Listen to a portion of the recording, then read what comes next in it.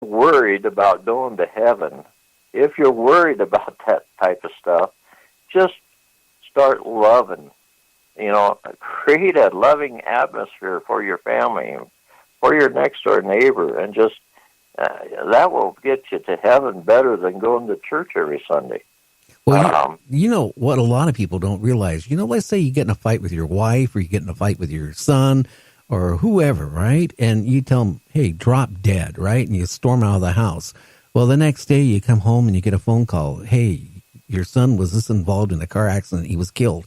I mean, you can never take those bad, what you said ever back. It's going to be with you to the day you die and maybe beyond. Exactly. One of the biggest things that really hurts a family and an individual, yourself, is negativity. If you can get the negativity out of your life, you can actually change your life. Try it for a month. Get the negative things out of your life. Now, we're all human beings. There's going to be negative things that we have to deal with. But try to get most of the negativity out of your life. Do away with the cussing and swearing and calling people names. Get the negativity out of your life. And I guarantee you, within a month, you'd be a changed person. You'll be able to notice that change. Your wife or husband would be able to notice that change. I swear, if you're negative, that negative energy is just got to eat up the good energy, the energy that we should be having, the good energy. It's got to be ate up by this negativity, and it's not good. No, and it spreads. It spreads, Alan, because if you're negative, right? If you're negative around your whole family, right? What's going to happen? They're going to feel negative, and it just then keeps spreading on. If you're positive, even if something is going bad in your life, you got to think of all the positive things in your life. If you're always negative on something, it eats on not just you, it eats on others, and it also destroys part of their life. Really, if you're negative enough, if you're so negative in your house, you can actually create a poltergeist type entity that feeds off of that negativity, and that's all it eats. And it's a entity. It's there in your house, and you have to deal with it like you would have to deal with a ghost or something. And it's not good. Negativity is really bad, really bad. And if you can get rid of it, hey, you'll be doing yourself a world of good. Oh yeah, you couldn't say it any better than that. I mean, it just everybody has their up and downs in life. I have bone cancer, and it kind of gone in remission. And now it has done a lot of damage to one of my legs where it still hurts to walk. But, 7 years ago, they told me I was going to have my leg amputated or I was going to die. Well, I have to say, I got one fetish in my life, and that's riding my Harley motorcycle. And I'm going, no, I'm not going to have my leg cut off. And then, recently I found out it's in remission. Yay. You have to be really careful because the bones are weak. But you know what? I watch people come and go in my life. When I mean go, die. Because you know what? They get an illness, and the first thing they do is they think negative. They go sit in their living room chair, right, or lay in bed, and they just die. When I found out I had my problem, you know what I did? I said, hey, to my wife, I said, and my kids, I have 8 children. They're all adults. I said, I don't want any negativity in the house about it. I don't want, hey, Dad, I feel sorry for you. I want you to treat me like you always treated me. And my wife has been really good at that. And you know what? It kept me positive. And being positive, I think that's what helped me. And I just, like I said, I've seen so many people, the first thing they got cancer, they got this, they just give up and they die. Yeah. Well, I used to ride bikes too. I wasn't lucky enough to get a Harley Davidson, but I did get a Yamaha Royal Star, one of those 4-cylinder, things. And it was great. I loved it. It'd be worth a lot of money now. I was on the highway and put it on cruise control. I had put at 100 miles an hour, and it just cruised right along. Yeah, you should have kept it. Would have been wealthy off of it. Oh, yeah, I should have, but I'm too old for bikes now. Hey, don't say that. Anyway. Okay, you're only That's what? Negativity. Yeah, negativity. You're only a couple years older than me. You trying to tell me I'm too old for my Harley? Come on. I get on that sucker, and you know what? I feel like I'm part of the earth. I feel a part of the road. I feel like I'm part of everything because I'm not confined in the car, and it just makes me feel part of nature. And you know what? I can have the biggest problem in the world. I get on my motorcycle. I start it up. I get on the road.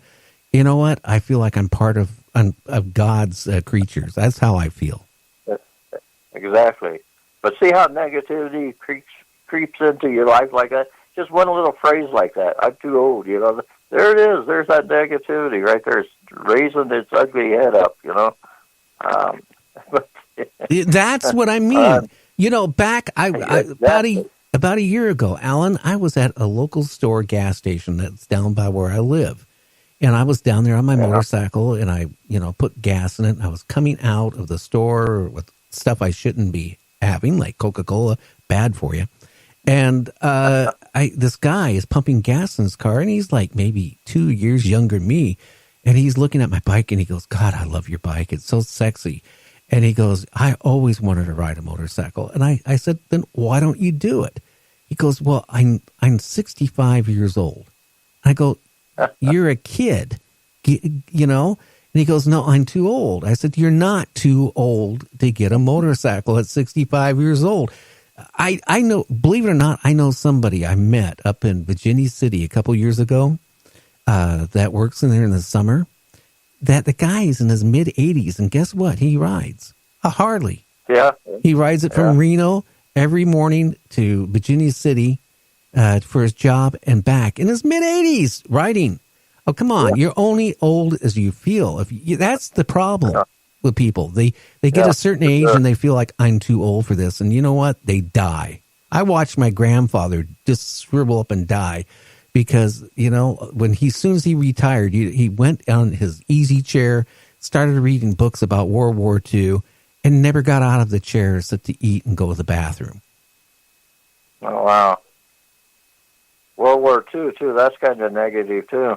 Yeah, well, it is. But, of course, he was in World War II, so but he couldn't get out of World War II. That was the bad thing. Yeah. So for me, it was Vietnam, but join the crowd, I went down buddy. Yeah, really. Yeah. But anyway. That's rice patties and me don't get along. But Alan, this book of ghost stories among friends, you were telling me before we went on the air that you had a lot of your friends and people that knew you tell you ghost stories. Can you tell us some ghost stories? They don't even have to be the ones out of the book. Maybe ones you got since or whatever. 'Cause the listeners like that type of thing. Well, I asked my friends in Facebook and social media, on LinkedIn, Instagram, Twitter, and everything. I asked everybody, even on the radio shows that I was on last year, if they would send me their ghost stories, if they had any, to my email address, and then I would print them up and put them in my book, my next book that I had. And I got quite a few of them. Well, it was enough to make a paperback of about 150 some odd pages, so I got quite a few of them. And I put some of my own in it and everything, and I thought it was pretty neat, that those people now has their ghost story in a book. I know when I started printing my stories from my lifetime, paranormal stories from my lifetime, when I put it in my first book there, Through the Veil and Back, I was really proud of that book, and I still am, because everything that I put in my books are true. They happened to me, and they're true. So anyway, I thought maybe these people would really like to have their ghost stories in the book for the same reason. But anyway, I'll tell you one of the ghost stories that my grandmother told me back when I was younger. She was born in the early 1900s. I believe it was 1903. And around 1910, of course, her and her family lived on a farm. And there was automobiles around in 1910, but they were not rich enough to be able to buy an automobile, so they still used horse and buggies or wagons. And one day, the family decided that they were going to go see relatives that was lived about a day's journey by horse and buggy. So they loaded up all the kids. I guess they had a fairly large wagon because it was a fairly large family. I think there was like 8 kids in it or something like that. But anyway, they loaded up all the kids and everything, and it was a day's journey to see their relatives, their cousins and stuff at this other farm. So anyway, they got to this farm and they went inside and they ate dinner. And at the dinner table, they started talking about where all the people, where they were going to stay, the rooms that they were going to have. Well, in the course of the conversation, my grandmother found out that there was no rooms left for her. So she volunteered to sleep on the couch downstairs in the living room. So anyway, when it got time to go to bed, everybody went to bed, and she went to the couch and went to sleep. And she said she woke up about 3 o'clock in the morning, and what woke her up was footsteps in the room up above the where she was sleeping. And they were pacing back and forth like somebody was, just pacing back and forth, back and forth. And then all of a sudden, she said the door to that room opened up, and she could hear the footsteps coming across the hallway that led over to that room. And they went over to the stairs that led down to the first floor, down to where she was at. And the stairs came down pretty close to the kitchen there. So she actually heard the footsteps of this person coming down the stairs. And at first, she thought it was one of the family members. And anyway, they went across, but instead of going through the living room, they went out through the kitchen, and she could hear the door, the back door, that's on the kitchen, open up, and whoever it was went outside into the backyard. Well, in the morning, when they gathered for breakfast, she was asking who went out into the backyard early that morning, and they all looked around at each other and said, nobody went outside. Well, the owners of that farm said that they bought that property, that farm, from a family whose husband and father had hung himself to the apple tree that was out in the backyard. And that's how they found him the next day. He was hanging from that tree. So my grandmother told me that she thought it was his spirit just walking back and forth up there and going down and basically reliving that night. And he went out to the backyard and hung himself to the apple tree. So that's one of the stories that's in the book. I got a few more. My wife and I lived in a haunted house, so we got a few stories, ghost stories and whatever. Well, but anyway. Well, maybe, one thing I want to say, when I grew up in the early 50s in Seattle, back then in the 50s, believe it or not, there were still like parts of farms in Seattle, in Seattle itself, left over from the early 1900s. And next to my parents' house, there was like